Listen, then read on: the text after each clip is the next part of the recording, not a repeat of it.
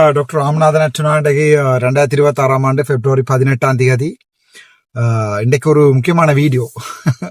அது சிங்களத்தில் இருக்கிறதால தமிழாக்கம் செய்து போடுறேன். இன்றைக்கு என்ன அதுக்குரிய விளக்கம் என்னடால் ஒரு வீடியோவோட என்ன அடிஷனலாக கொஞ்சம் விளக்கங்களை போடுறேன்னு சொன்னால் தமிழாக்கம் போடுறேன். இதில் கேளுங்கோ. அதுக்கு முன்னம் என்ன கதைக்கிறோம்ன்றதை அந்த 3 நிமிஷத்துக்குள்ள சொல்லலாது. ஸோ அதனுடைய முழு விளக்கம் உங்களுக்கு தெரிய வேணும்னா நீங்கள் இந்த யூடியூப்பை பார்த்து தானே ஆகணும். எனக்கு போடுறதுக்கு வேறு இடமும் இல்லை, அவை போட்டு தானே ஆகணும். ஏனென்றால் இன்றைக்கு இலங்கையினுடைய ஊழல் சுட்டியில இலங்கையினுடைய நிலை 14 இடம் முன்னோக்கி போயிருக்கிறது என்று சொல்லியிருக்கிறார்கள். 2024 கூறியது. 2024 நவம்பர் தான் பார்லிமெண்ட் உருவாகினது. ஸோ 2024 முழுக்க வச்சிருந்தது ரணில். அப்ப ரணிலுக்கெல்லாம் அந்த இது போகணும், சரிதானே? 2024 டிரான்ஸ்பரன்சி இன்டர்நேஷனல்ல நான் நினைக்கிறேன் எடுக்கப்பட்ட ஒரு கருத்து கணிப்புல இலங்கை 14 இது நாடுகளுக்கு முன்னேறி இருக்கு. அது இலங்கையில இங்க இல்லை. 2025, 26 இல்லை, 24 ஆண்டுக்குரியதை தனுப்போது போட்டிருக்கார்கள். ஸோ அது தொடர்பாக பாராளுமன்றத்தில் நான் கதைக்கின்ற போது அவர்களுக்கு தெளிவாக பல விடயங்களை சிங்களத்துல விளங்கப்படுத்தினார். கதைச்சோன்னா தாங்க இல்லாம கத்தி குளறி அடிபட்டு ஒரு பெரிய அடிபாடு பாராளுமன்றத்தில். அதனுடைய தமிழாக்கம் இதுல போடுறேன், அதை நீங்க பாருங்க. මදුරතුමනි මම ගණකාට වෙනවා මේ වගේ පනතයක් ගෙනල්ලා පාර්ලිමේන්තුවේ සබ්මිට් කරලා මූණ දීලා කතා කරලා මම විශ්වාස කරනවා ඒකට මට පොඩි උත්තරයක් දෙන්න ඕනේ. මම ඇත්ත කියන්නම්, පාර්ලිමේන්තු මන්ත්‍රී විදියට මට ලැබෙන්න පඩියක් ලක්ෂ 4යි 3.92යි. ඊට පස්සේ මගේ සේවක කාර්යාලයට 6 දෙනෙක් පත් කරන්න පුළුවන්. එතකොට මට දෙන්න ගන්න පුළුවන් තව ලක්ෂ 3යි. එතකොට ලක්ෂ 7යි. හැබැයි අද බලන්න ආණ්ඩු පක්ෂයේ ඉන්නේ 10යි 11යි. මේ පැත්තේ ඉන්න බලන්න කීයද ඉන්නවද කියලා. දැන් අද වෙනකල් අද පාර්ලිමේන්තුවේ ආවිල්ලා කොච්චර පාර්ලිමේන්තු මන්ත්‍රීලා ගෙදර ගිහින් තියෙනවද? දූෂණ ගැන කතා කරනවා නම් කරුණා කරලා ෆින්ගර් ප්‍රින්ට් එකක් ඉන්න පොඩ්ඩක්. දූෂණ ගැන කතා කරනවා කරුණා කරලා ෆින්ගර් ප්‍රින්ට් එක තියෙන පාර්ලිමේන්තුවේ එළියේ. අපි බලමු මේ NPP මන්ත්‍රීලා කීයක් එනවද කියලා. අද මේකේ ඉන්නේ 15ක් 10කින් ඇතුලේ. ඒ නිසා ගෑ ගන්න එපා බබාලා. මේ දූෂණ ගැන තමුන්නාසලා දැන් මේ ඕම ඉන්නකො බබා. දැන් ඔයාලගේ අනේ මේ බලන්නකො මේ කතානායකතුමා ඔයාලගේ පාපිසෝ ටික මේ කොයි කෙලියොට්ට දෙකින් ගියා නේද ළඟදී. මේ කෙලියොට්ට දෙකින් ගියා නේ. එක කෙලියොට්ටෙන් අනික කෙලියොට්ටේ පණින්නද? උලන් ගියා නම් අනිත් එක පණින්නද? අනේ මේ බබාලට කටවාන ඉඳ කියන්න මේ ලැජ්ජායි. මේ අගමැති ප්‍රයිම් මිනිස්ටර් පාඩි වෙලා ඉන්නවා. ඔයාලගේ බබාලට කටවාගෙන ඉන්න බැරියලා දෙන්න කිව්වා බස් වල. அப்போது இன்றைய தினம் இந்த பாராளுமன்றத்திலே ஊழலுக்கு எதிராக என்று சொல்லி ஒரு ஒத்திவைக்கப்பட்ட பிரேரணை, ஊழலுக்கு எதிராக வந்திருக்கிற ஒரு ஒத்திவைக்கப்பட்ட பிரேரணை கொண்டு வரப்பட்டிருக்கிறது. அது மிகவும் கேவலமானதும் வெக்கமானதுமான விடயம் என்று சொல்லிதான் நான் ஆரம்பிக்கிறேன். அப்போவே இவர்கள் தொடங்கி விட்டார்கள் அன்றைக்கு அடிபடுறதுக்கும் சண்டை பிடிக்கிறதுக்கும் குளறதுக்கும். அதாவது என்னோட தரப்பட்ட ஒரு 3-4 நிமிடங்கள்லேயே கத்த வலிக்கிட்டாங்க. ஸோ அப்போது நான் சொல்லுகிறேன், வெக்கம் என்னண்டா, ஒரு பாராளுமன்ற உறுப்பினராக ஒரு பாராளுமன்ற உறுப்பினருக்கு தரப்படுகின்ற சம்பளம் 3,92,000 ரூபா. அதை விட நினைச்சால் 6 பாராளுமன்றத்து தங்களுடைய ஆபீஸ்ல வேலை செய்யறதுக்கு 6 பேர், 2 டிரைவர், ஒரு ரிசர்ச் அசிஸ்டன்ட், ஒரு செக்ரட்டரி, ஒரு டைபிஸ்ட், ஒரு கிளீன் பண்றாள், இப்படி மொத்தம் 6 பேருக்கு கிட்டத்தட்ட 3 லட்சம் ரூபா மாதம் 7 லட்சம் ரூபா படி எடுக்கிறோம். நாங்கள் 7 லட்சம் ரூபா சம்பளம் கொடுக்கலாம். இதுதானா உங்களோட ஊழலுக்கு எதிரான அரசாங்கம் வந்து நான் அவர்கிட்ட கேட்டேன். என்னென்றால் உண்மையாவே இன்றைய பாராளுமன்றத்தில் ஆளுங்கட்சியில் எண்ணி பார்த்தீங்கன்னா 10க்கு குறைவான ஆக்கள் தான் இந்த ஒத்திவைப்பு வேலை பிரிவினையில அதுல இருக்கணும். எதிர்கட்சியிலையும் ஒரு 10 பேர் ஆகவே 20 பேர் தான் இருக்கணும். மொத்தம் 225 பேர்ல 20 பேருக்கு தான் இன்றைய பாராளுமன்றத்தில் இருக்கிறாங்க.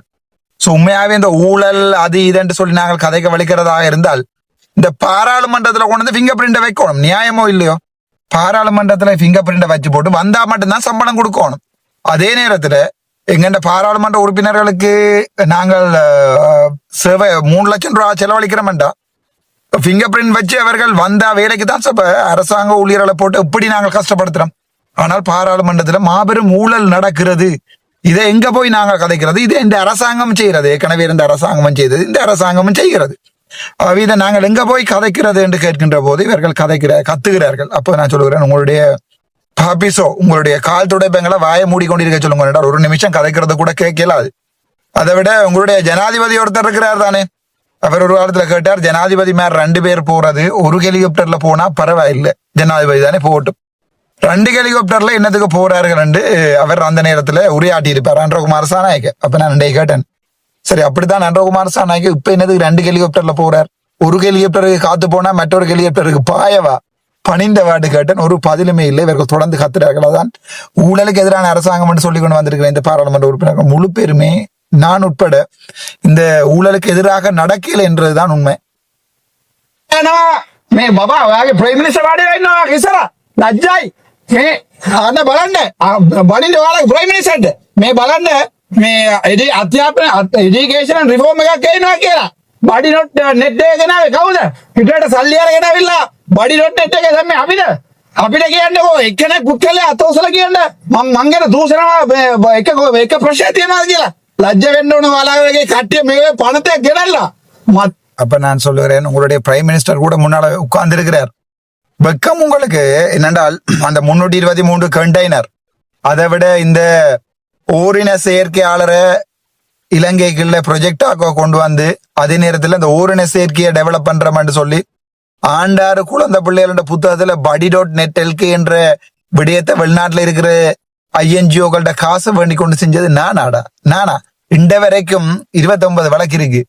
அதுல இப்ப 19 வழக்கு தான் இருக்கு. ஒரு வழக்கு நான் ஊழல் செஞ்சு நான் இருக்கா, எல்லாம் ஊழலை கண்டுபிடிக்க போய் தான் வந்த வழக்கு ஒழிய அவர் அப்படி சொல்லி போட்டார், அர்ச்சுனா இப்படி சொல்லி போட்டார், தண்டை பேரை பாவிச்சிட்டார் என்று போட்ட வழக்கு, ஊழல்வாதிகள் போட்ட வழக்கு ஒழிய இந்த வரைக்கும் எனக்கு எதிராக ஒரு வழக்கு இருக்கிறதா? அவை வெக்கப்படுங்கடா. இந்த மாதிரியான ஒரு பாராளுமன்றத்துல மாபெரும் ஊழல்வாதிகளா இருந்து கொண்டு இப்படியான ஒரு விடயத்தை கொண்டு வந்து பாராளுமன்றத்துல சமர்ப்பிக்கிறதுக்கு பேசுறேன். දවසට පාර්ලිමේන්තුවකට මිලියන් 15ක් පාවිච්චි කරලා ලක්ෂ 100මනයි. හැබැයි ඉන්නේ මේ මන්දිරලා මේ පැත්තේ ඉන්නේ 10 11යි. මේ ඉස්සරහ පෙළේ වාඩිලා ඉන්නේ දෙන්නයි. මේ අමතික මේ බබාට වාඩි වෙන්න කියන්න ලැජ්ජයි. හරිද? ඊට අමතරව මට එකක් කියන්න ඕනේ මේ. බලන්නකො අපි කතා කරාම තියෙන සද්ද අපිට දෙන්නේ විනාඩි 3යි විනාඩි 2යි. දැන් කටවාන ඉන්න කියන්නකෝ කර මූලසොන්න මන්ත්‍රතුමනි ඔයාලගේ කට්ටියට මට அப்ப நான் சொல்றேன், வாய மூடி முழு பேரும் கத்துறார்கள். ஏனென்றால் நான் கதைச்சா அது இன்றைக்கு மீடியா முழுக்க வரும், இன்றைக்கு முழு மீடியாவும் ஓடும். ஆகவே வெக்கம் மரியாதை இல்லை மானம் என்று சொல்லி நான் இவர்கள்ட்ட பேசுறேன். ஏனென்றால் அது மட்டுமில்ல, வடக்கு மாநிலத்துல வந்து 3 நிழல் அமைச்சர்களை உருவாக்கி வச்சிருக்கிறார்கள், பொறுப்பு கொடுத்திருக்கிறார்களாம் அமைச்சர். அது எப்படி என்னோட ஒரு அமைச்சர் பொறுப்பு கொடுக்குறேன் எனக்கு விளங்கல. எந்த அடிப்படையில அமைச்சர் பொறுப்பு கொடுக்கிறது, யார் பொறுப்பு கொடுக்கிறது? ஆகவே ஒரு மாபெரும் ஊழல் அரசாங்கம் தான் ஊழலுக்கு எதிரான ஒரு மாபெரும் பொய்ய சொல்லி கொண்டு வந்து இந்த பாராளுமன்றத்துல 1,50,00,000 ரூபா ஒரு நாள் செலவு ஒரு பாராளுமன்றத்தை நடத்துறதுக்கு 15 மில்லியன். ஆனா இன்றைக்கு ஆளுங்கட்சியில இருக்கிறதும் எதிர்கட்சியில இருக்கிறாங்களும் மொத்தமா கூட்டி பார்த்தால் 10 கூட இல்ல. ஆகவே வெக்கப்படணும். உங்களோட பிரைம் மினிஸ்டர் முன்னால் இருக்கிறார், கத்துறேன்டா. உங்களோட பிரைம் மினிஸ்டர் கத்துங்கடா, என்ன கத்த தேவையில்லைன்னு சொல்றேன். මට මේක එක කියන්න ඕනේ. ටැබ් 150ක් ගන්න ඕනේ. අද පාර්ලිමේන්තුවේ කාරක සභාවෙන් අවිල්ලා Anuradhapura director deputy director අඩනවා.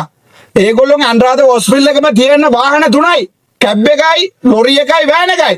Ambulance එකක් නැති බවා කියලා අඩනවා. හැබැයි අපි මේ බබාලා ටික ඉල්ලනවා කැබ් එක. කලින් කොහමද කිව්වේ? මේ බස් වල යනවා, ඊට පස්සේ ට්‍රේන් වල යනවා. දැන් ඕගොල්ලෝ කැමතිලා ගන්න ෆඩි. අයි වැඩිම එපා. ඔයාලගේ කතානායකතුමාගෙන මේ කොමිටි කම්ප්ලයින් එකට දාලා තියෙනවා. ලැජ්ජ නැද්ද? බද්ද ගන්නේ. ඕගොල්ලෝ මේ බුද්ධාගමට ලැජ්ජයි. සිංහල මේ ජාතියට ලැජ්ජයි. ඔයාලගේ කතානායකතුමා පඩි දෙකක් මේ පෙට්‍රෝල් දෙකක් ගත්තා කියලා හිටපො මේ චාමල කවුද කොන්දම දැනුවත් තිබ්බ පුත්කලයා මෙතනින් මේ පුටුවේ ඉස්සරහ පුටුවේ මට මෙතන බලන්න ගොඩක් දුකයි. හැබැයි ඕගොල්ලන්ට ඔය PHA කියලා මේවා කරන්න ඕනේ කියලා එතුමා වෙතලවලා ආපහු එලවන්න හදන්නේ අතන. මට මොයි බලන්න බබාලා ගෑ ගන්න විදිය. அப்ப நான் சொல்லுறேன், இந்த பாராளுமன்றத்திலே கணக்க தேவையில்லை. உங்களோட பாராளுமன்ற சபாநாயகருக்கு எதிராக ஆக கூடுதலாக முறைப்பாடுகள் இருக்கிறது வந்து ஒரு சபாநாயகருக்கு எதிராக இதான் முதல் தடவை வரலாற்றுல. ஏனென்றால் சபாநாயகர் 2 பெட்ரோல் எடுத்திருக்கிறாருன்னு இங்கே வேலை செய்த பிரதி செயலாளர் நாயகம் போய் முறைப்பாடு அளிச்சிருக்கிறார் என்றால் அது எவ்வளவு கேவலம் என்று ஜோதிச்சு பாருங்கடாப்பா. இவ்வளவு அவமானம். ஒரு சபாநாயகர் களவெடுக்கிறார் என்று, ஒரு பாராளுமன்றத்துல சபாநாயகர் களவெடுக்கிறார் என்று போய் லஞ்ச ஊழல் ஆணைக்குழுவுல வேலை செய்த டிப்யூட்டி செக்ரட்டரி ஜெனரலே போய் முறைப்பாடு செய்கிறார் என்றால் அது எவ்வளவு பெரிய கேவலம், எவ்வளவு பெரிய அவமானம் என்று சொல்லி கேட்கிறேன். அதே நேரத்துல நான் கேட்கிறேன், இந்த பாராளுமன்ற உறுப்பினருடைய சம்பளம், இவர்களுடைய ஸ்டாஃப் வேலை செய்யற சம்பளம் எல்லாமே போகிறது எங்கே என்று சொன்னால் கட்சிக்கு. அவை வெக்கப்படணும். இப்போ உதாரணத்துக்கு வடக்கு மாகாணத்துல பவானந்த ராஜாண்ட ஆபீஸ் எங்க இருக்கு? 6 பேர் வேலையினமா, அப்ப அவைக்கு சம்பளம் எடுக்க இல்லையா பவானந்த ராஜாக்கு? அதே நேரத்துல இளங்குமரன் ஆபீஸ் எங்க இருக்கு? ரஜீவன் ஆபீஸ் எங்க இருக்கு? அவை இந்த காசெல்லாம் எங்க போகுது என்று நான் இவற்றை கேட்டிருக்கேன். ඒක තමයි මේ රටේ 159 walking libraries. මේකට තමයි කියන්නේ walking libraries. මන් දන්නේ ABCD වත් හරියටම කියා ගන්න බැරුව ඉන්න බබාලා කියපු තැන පිටපත ඉඳලා මේ කට්ටිය ගණන්ලා විශ්වාස කරනවාද මේ රට හදා ගන්න පුළුවන් කියලා. දැන් මේ බලන්න ඔයාලගේ අහමදී අහම ඉන්නවා. ඔයාලගේ ප්‍රයිට්ලිස් අහම ඉන්නවා. බබාලා ගෑ ගන්නවා. මේ වගේ ලැජ්ජ නැති පාර්ලිමේන්තු මෙම්බර්ස්ලා තමයි ඉන්නේ මේකේ. මේ මම කියන්නේ ඕගොල්ලෝගේ ඉන්ඩෙක්ස් එක අඩු වෙච්ච එකට හේතුව. හරි ඕගොල්ලෝගේ ඉන්ඩෙක්ස් එක අඩු වෙච්ච එක හේතුව හැම අවුරුම ආවිල්ලා පාර්ලිමේන්තුවේ ඉන්නේ. ඒ නිසා තමයි ඕගොල්ලෝට ඉන්ඩෙක්ස් එක අඩු වෙලා තියෙන්නේ. அப்ப நான் சொல்லுறேன், உங்களோட பிரைம் மினிஸ்டரும் இருக்கிறார், ஆனால் உங்களோட வெக்கம் இல்லாம குளறி கொண்டுகிறார்கள் உங்களோட பாராளுமன்ற உறுப்பினர்கள். அதுல என்ன கவலை என்றால், நீங்க சொல்றீங்க அந்த இண்டெக்ஸ் குறைஞ்சிட்டு, இண்டெக்ஸ் குறைஞ்சது காரணம் முழு கலரும் வந்து பார்லிமெண்ட்ல இருக்கிறீங்களா, அதாலதான்டா வெக்கம் இல்லாம இந்த பாராளுமன்றத்துல வந்து நிக்கிறீர்கள், நீங்கள் ஊழலுக்கு எதிரான ஆக்கலண்டு மாபெரும் ஒரு ஊழல்வாதிகள் என்று பேசுறேன். ඔය කට්ටියනේ මේ කටවන ඉඳ කියන්න ඕනේ ඔයාලගේ බබාලාට வாய மூடி கொண்டிருக்கிற உங்களோட பிள்ளைகளை මේ කරදර කරන්න. දැන් මේ වෙලාවට ස්ටෑන්ඩින් බෝඩ් පාවිච්චි කරන්නේ නැද්ද?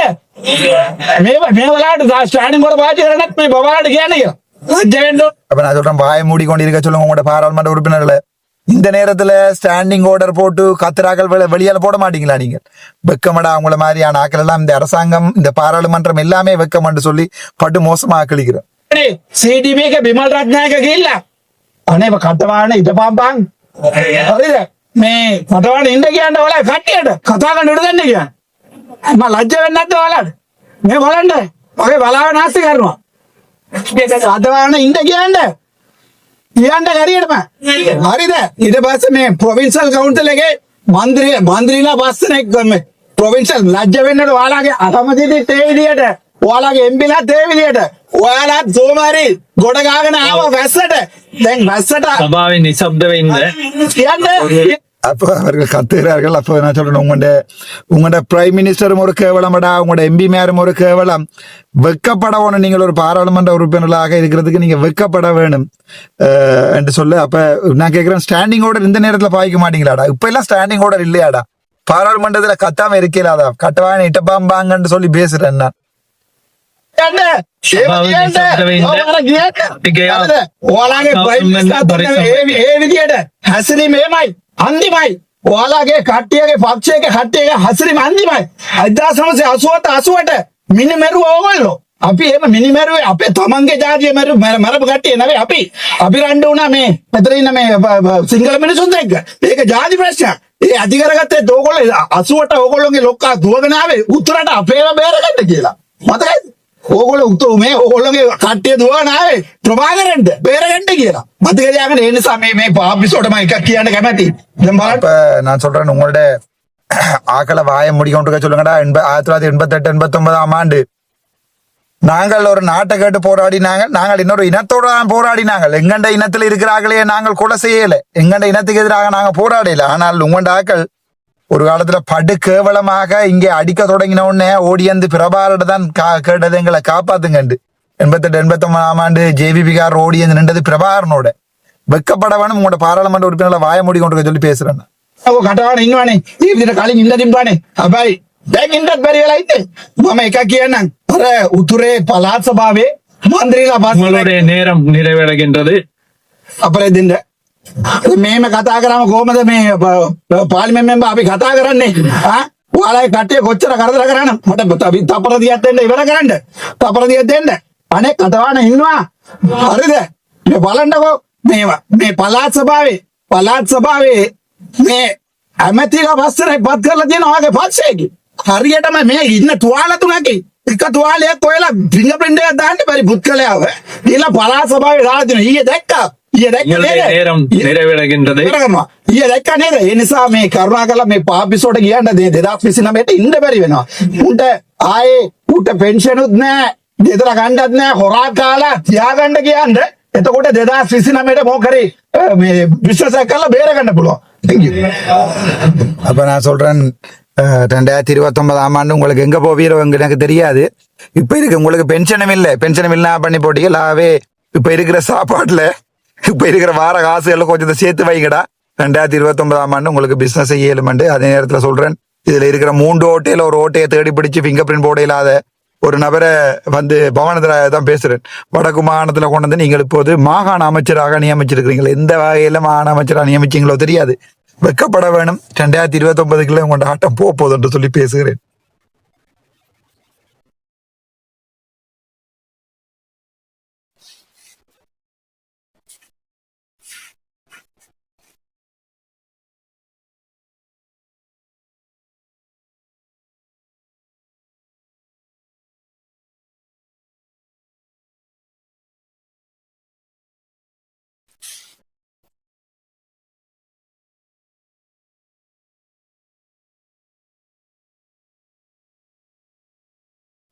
ஓட்டு போச்சு.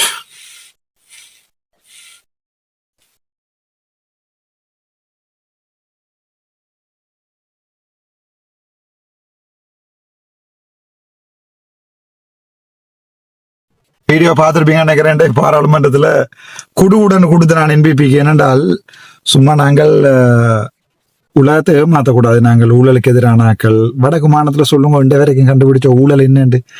இத்தனை ஊழல் விடயங்கள் கொண்டு இது வரைக்கும் கொடுத்துருப்பேன். இந்த ஊழலுக்கு எதிராக செயற்பட்டவங்க எல்லா ஊழல்வாதிகளோடையும் மறுபடியும் சேர்ந்து அவங்கள்டையும் காசு வேண்டி கொண்டு மிகப்பெரிய ஒரு ஊழல்வாதி அரசாங்கமாக தான் இருக்கிறது. ஆகவே அதில் எந்த சந்தேகமும் இல்லை. சரியான கவலையாகவும் பக்கத்தோடு தான் இந்த வீடியோவை நான் போடுறேன். என்றால் தமிழாக்கம் செய்து போடும். நாங்கள் அன்றகுமார் சாநாயக் வரைக்கும் மிகப்பெரிய எதிர்பார்ப்போடு இருந்த நாங்கள் வாழ்க்கையில் இவர் பெரிய ஒரு மாற்றத்தை கொண்டு வருவார், வடக்கு மாநிலத்தில் ஊழலுக்கு எதிராக செயற்படுவார். ஆனால் எந்த விதமான செயற்பாடுகளும் இல்லை வடக்கு மாநிலத்தில். கிழக்கிளையும் அப்படித்தான், தெற்கிளையும் அப்படித்தான். ஆகவே இந்த அரசாங்கத்துக்கு நாங்கள் இப்படி பேசுறது பிழையிலே நினைக்கிறேன். என்னை பொறுத்த வரைக்கும் இதை விட வேறு விதத்துல அரசாங்கத்தை திருத்துறதுக்கு ஒருத்தராலையும் முடியாது. ஸோ இன்றைக்கு நடந்த விடயத்தின் தமிழாக்கத்தை போட்டிருக்கேன். நன்றி, வணக்கம். டாக்டர் அர்ச்சனா.